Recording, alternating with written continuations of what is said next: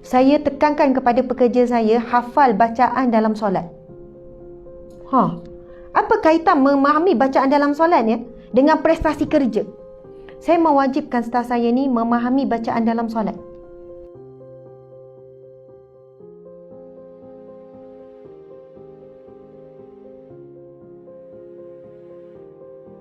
Saya pernah pergi jumpa satu syarikat tuan. CEO dia Muslim lah. Ni syarikat swasta. Dia punya penghasilan ratus juta setiap bulan. Maksudnya keuntungan ataupun perolehan ratus juta, 300 juta, 400 juta. Masa saya pergi tu PKP. Lepas tu bila CEO ajak masuk nak jumpa secara personal, suami saya pun ada. Dia kata turun lah ni bila PKP apa dalam 200 juta. Kerugian 1 point, maksudnya ini bulanan. 100 juta ni bulanan bukan tahunan. Wow, orang Melayu kita hebat. Lepas tu bila saya tanya kan, bercakap-cakap dia kata, Ustazah, saya berkenaan prestasi pekerja ni, saya fokus kepada pembangunan rohani. Saya tekankan kepada pekerja saya hafal bacaan dalam solat.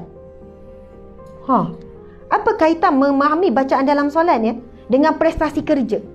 Saya mewajibkan staf saya ni memahami bacaan dalam solat.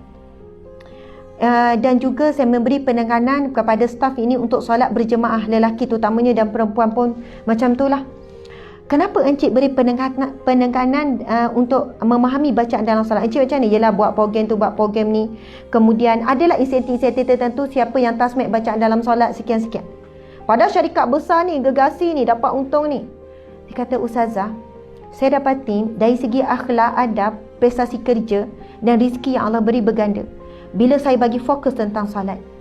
Saya pun sebut hadis Nabi, as-salatu imaduddin, solat itu tiang agama dan tiang kehidupan. Ad-din juga memasuk hidup.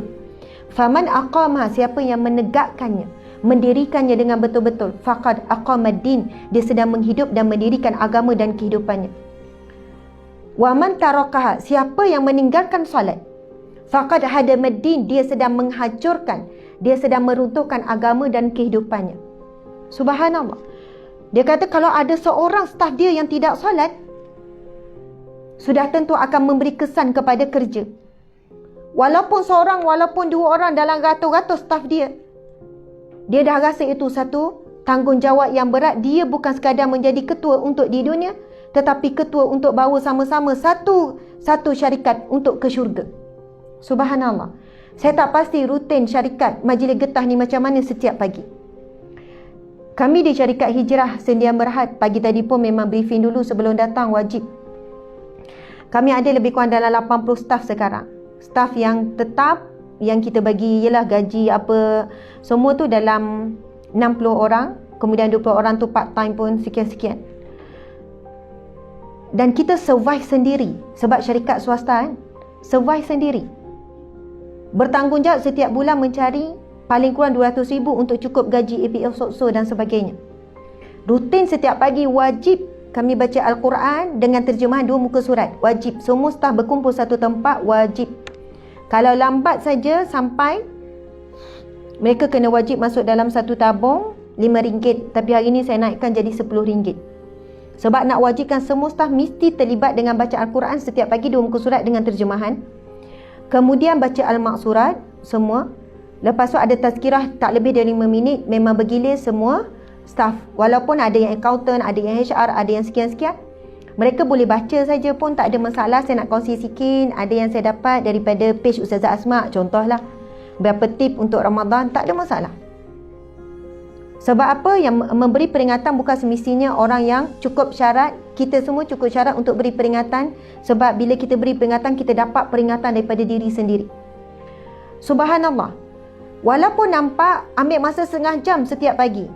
Biasa start pukul 8, dapat setengah siap dah. Tak lama pun bila dah biasa. Masya Allah. Yang sedang kita buat adalah sedang menyatukan hati sama-sama pekerja. Sedang menyatukan misi, visi, gerak kerja. Disatukan apa? Dalam satu pembangunan ataupun pengisian rohani. Yang lain mudah-mudahan Allah bantu. Beri ilham yang benar, Allah bantu. Allah bantu. Kalau ada yang khianat, Allah tunjukkan siapa.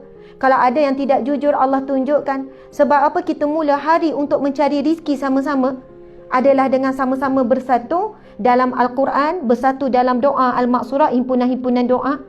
Sebab kita walaupun kami bos ada berapa orang, kita tak mampu nak mengawal anak buah, staf buat kerja. Betul tak buat kerja, betul tak cuci. Kita tak mampu, kita selalu keluar. Tetapi bila dilatih setiap pagi dengan Al-Quran, dengan baca Al-Maqsurah, akhirnya mereka merasakan majikan mereka yang sebenar adalah Allah. Mereka buat kerja adalah untuk dipersembahkan kepada Allah, untuk dapat ganjaran.